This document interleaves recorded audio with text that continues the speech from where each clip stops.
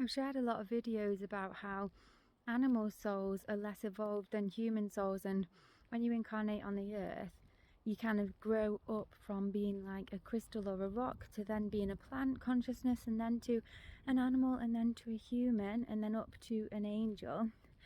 And that is it. That is true for the majority of kind of beings and souls on this plane.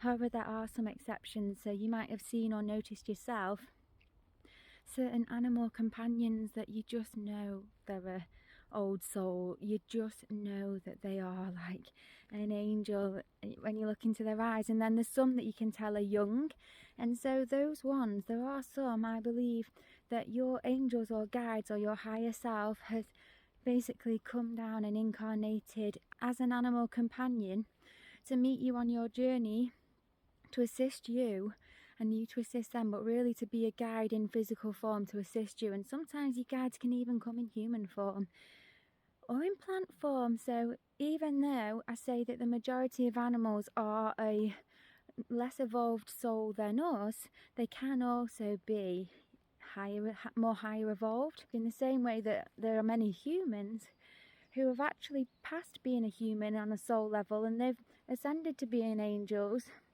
and they've come down to assist humanity and humans. And so higher evolved souls can actually come down in lesser evolved boots or cars to serve purposes. And one of them, like your animal companion, might be to assist you, if they are like your guide or your soul family and things like that. Also, people can move back in these souls, evolution and consciousness. So you can be a human and trying to work your way up, but instead, if you live a bad life, and people say like if you harm people, or if you basically do negative and bad things, you can descend and come back as an animal, or come back as like a lesser life form, or a more less evolved and more spiritually dense life form.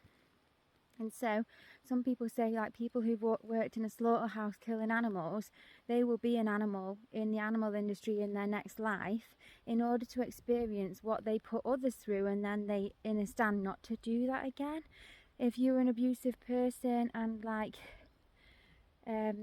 always using your power to overpower people and to cause harm, then in your next life you'll have all that power stripped from you, and you'll be the opposite. You'll be a victim who's then experiences the other side of things.